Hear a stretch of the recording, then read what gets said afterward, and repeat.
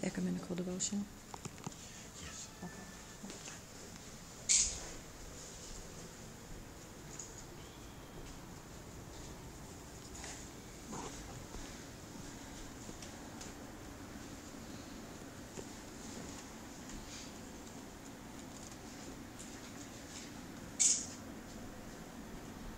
How will you hold within you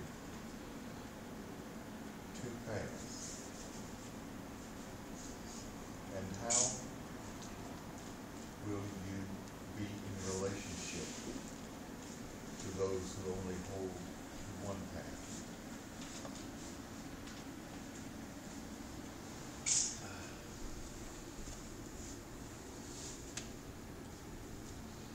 I think that my life up until this point can be most defined as a duality, whereas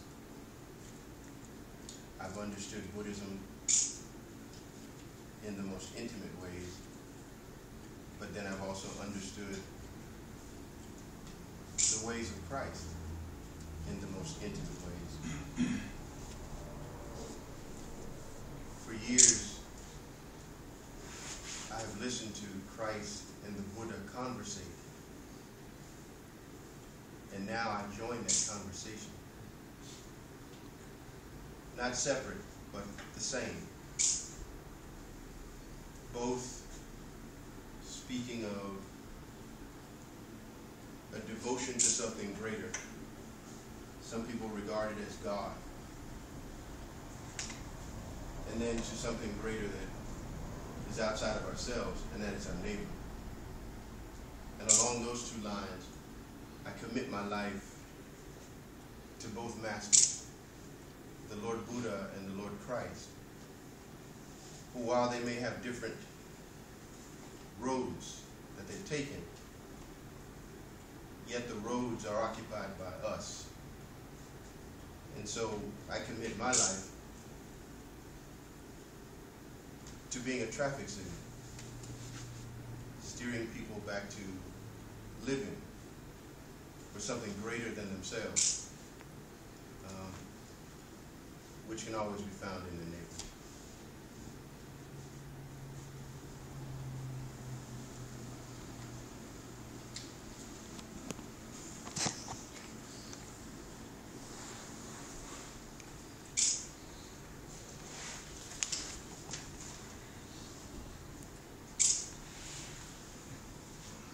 Foot of the Bodhi tree, beautifully seated, peaceful and smiling, a living source of understanding and compassion. To the Buddha I go for refuge.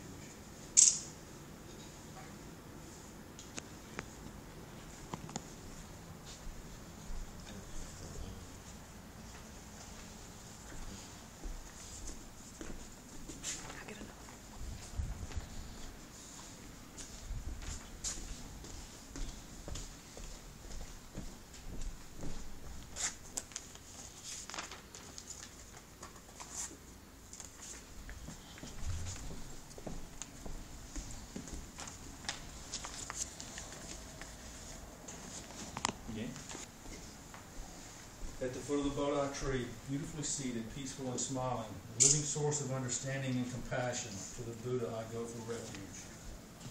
The path of mindful living, leading to healing, joy and enlightenment, the way of peace. To the Dhamma I go for refuge. The loving and supportive community of practice, realizing harmony, awareness, and liberation. To the Sangha I go for refuge. I am aware that the three gems are within my heart. I vow to realize them. I vow to practice mindful breathing and smiling, looking deeply into things. I vow to understand living beings and their suffering, to cultivate compassion and loving kindness, and to practice joy and equanimity. I vow to offer joy to one person in the morning and to relieve grief of one person in the afternoon. I vow to live simply and sanely, content with just a few possessions, and to keep my body healthy. I vow to let go of all worry and anxiety in order to be light and free. I am aware that I owe so much to my parents, teachers, friends, and all living beings. I vow to be worthy of their trust, to practice wholeheartedly so that understanding and compassion will flower and I can help living beings be free from their suffering. May the Buddha, the Dhamma, and the Sangha support my efforts.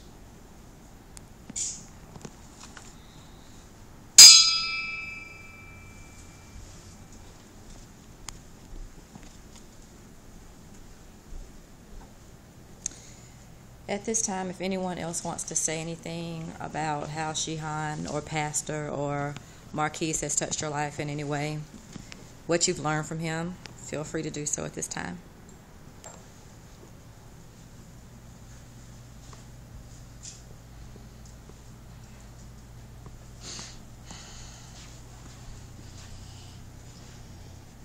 For you folks who don't know me, my name is Decoya, and this is my father.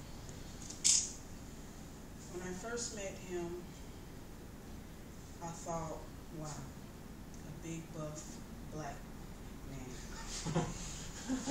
And then we began to talk and laugh, and then we got to know each other. But I just want to thank him for being the best father that he could ever be, and to one for you.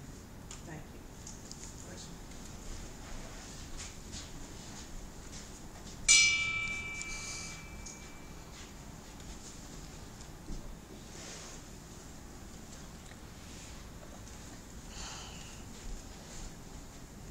Really?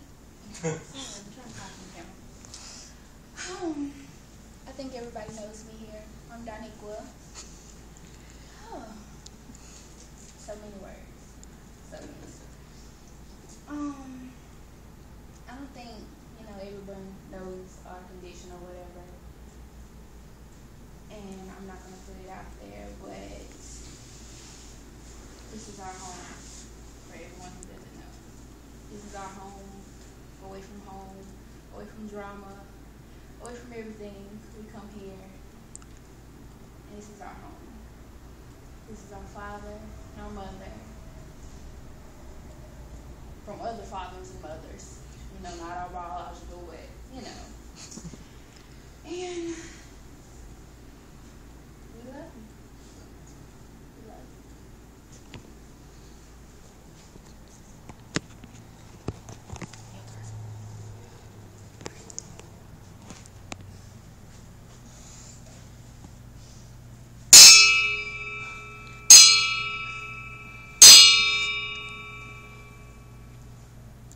Did anyone else want to say anything?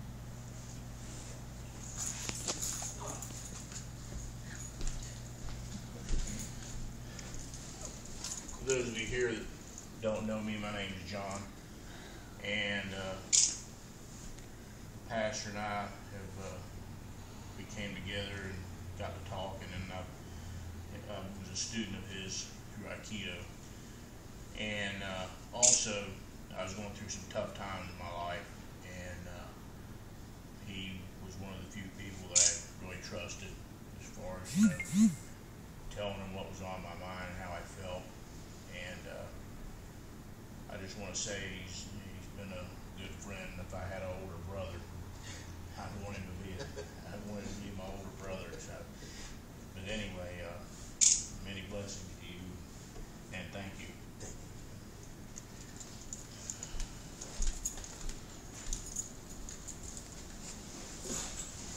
I'd like to say my name's Jerry. I'm I stay next door here, and I met him, I don't know, a year or so ago, and I'm a very patriotic person, a military type person, and I've always studied the hand salute out of courtesy. Told him you're not supposed to do that, but it's just a thing out of me. But I admire him and respect him for being a person, having courage of his convictions. I don't understand things, but I respect him for that. And he's a powerful man, and he could be. He's a Marine. Once a Marine, always a Marine. He's just been a nice nice guy, and he's a big, powerful man. He can be brutal, but he's a nice guy. And that got me one time. We were talking, had a little bit of heated discussion. We were discussing things, and I realized he's gentle. You know, I admire a man and I think I told him that can tear you to pieces, but yet he'd rather hug your neck and love you, be a good friend. And I respect him and admire him for that. And again, encourage him in his conviction. And it's an honor to know him. Thank you.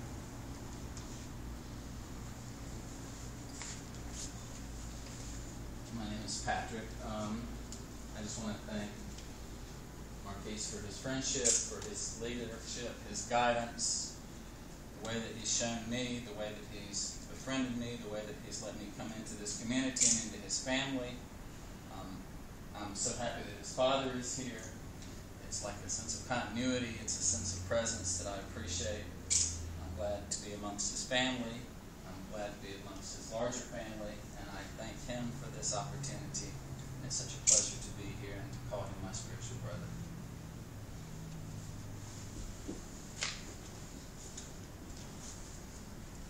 My name is Terry LeGrand. Pastor is my brother-in-law. I want to say to you, my brother and my friend, we thank you for allowing us to experience this moment, this time in your life and in this gathering and in this setting. And we want to say many blessings to you and your family. We thank you for being there for us, being there with us in all that you do and all that you say. And we certainly thank you for being a leader in the community.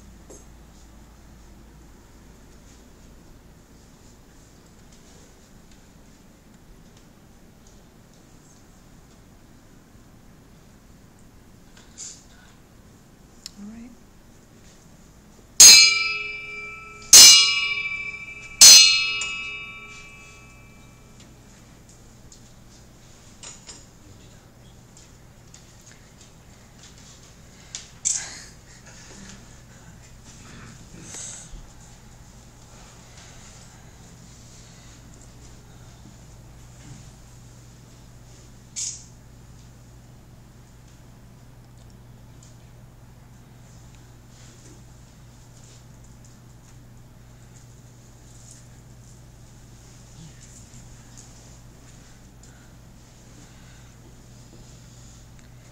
Nam myo